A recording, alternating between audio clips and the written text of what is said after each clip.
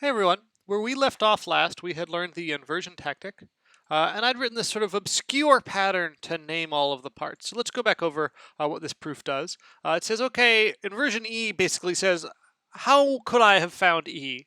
And then I say, well, look, I could have found E with no extra information by EV0, or I could have found it via EVSS, where what do I get? Well, I'll get some number n prime. I'll know that n prime is even, and there'll be some equation saying that n prime equals s of s of n prime equals s of s of n, something like that. And in fact, we get something even better than that. We get to find out that n prime is equal to n. Now, I don't know about you, I have a really hard time figuring out how to write these patterns. So another way to do it is to write something like this. And then you could say, okay, look, I'm getting only one case, but there's two possible cases, so I need this in the pattern anyway.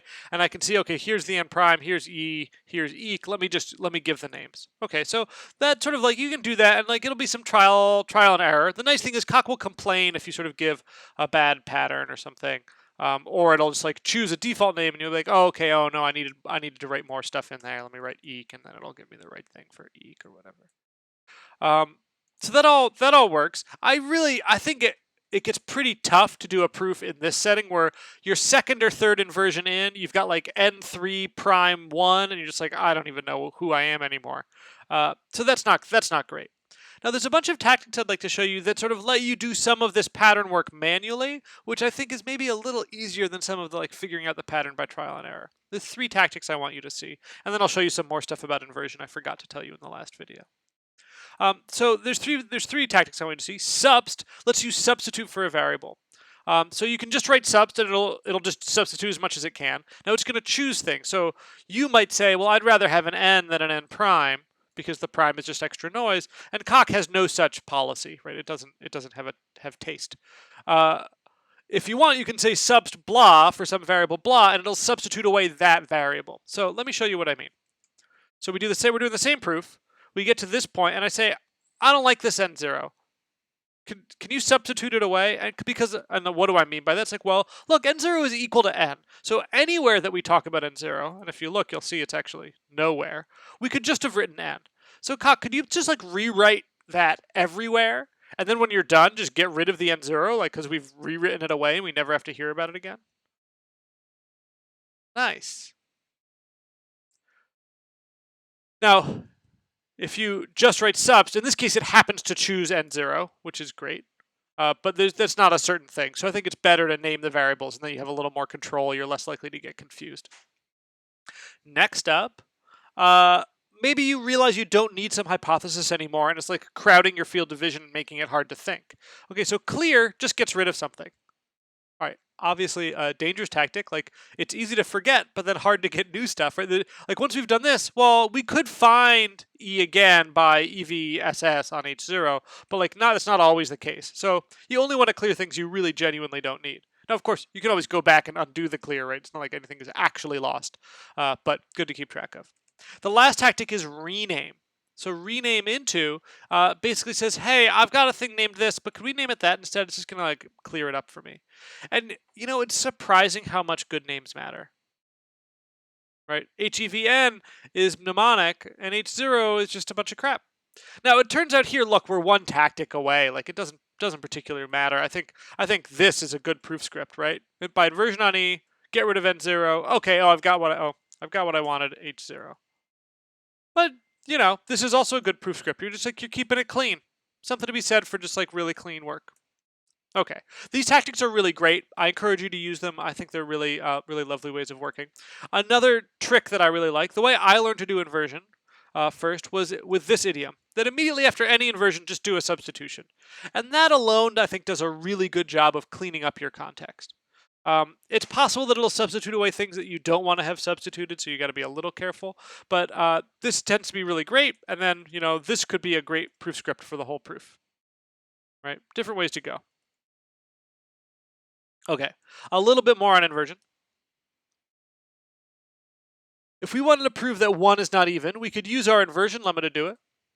using discriminate, right? So let's see what the inversion lemma gets us. So the inversion lemma says, okay, either 1 is equal to 0, or there exists some natural number n prime, where 1 is equal to s of n prime, and n prime is even.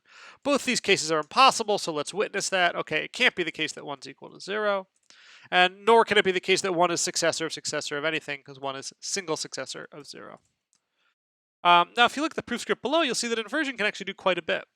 Up above here in EVSS, EV subst, this version of the one above, inversion E only gave us one case because it saw the EV0 case was sort of like on the face of it impossible because of these successors. So the way to think about this, I think a good mental model is like, look, part of what inversion is doing is this inversion lemma thing that we did. Like, that's been automated in some sense. The next thing it's doing is it's going by cases, and then it's trying to discriminate away cases that don't make sense. Right? And if like false shows up in the goal, it'll be like, okay, well, this one's obviously wrong. But that means that, look, if there was literally no way to prove it, then inversion just does it for you, right? Look at this proof. No more sub goals. Oh man, I came here to write tactics and prove sub goals, and I'm all out of sub goals. Okay. So what I wanted to show is that this inversion tactic is a super, super powerful way of reasoning about, how did I get here? Okay, so we've got some stuff for you to prove related to all this. We can reprove a bunch of interesting stuff from what's this tactics.v from earlier days. So we've got all that in there, and then we've got some summary here. So I want to sum up with a tiny quiz. Oh, stop. What do we need to do to prove this goal in addition to simple and apply? Think about it.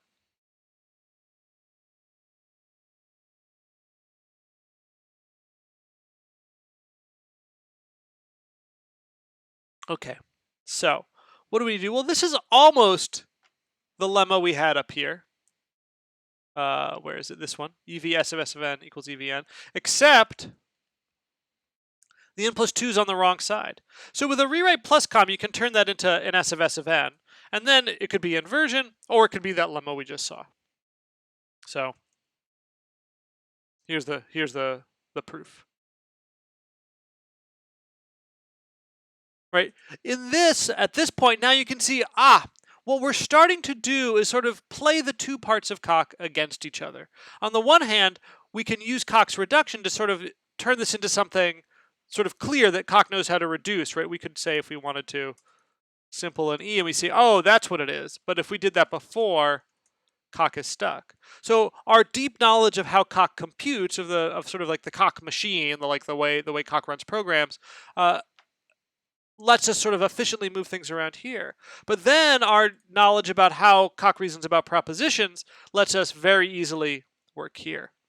So we're sort of using coq's computation abilities to work our way forward, but then also using all of this propositional stuff to sort of winnow cases and do a better job there.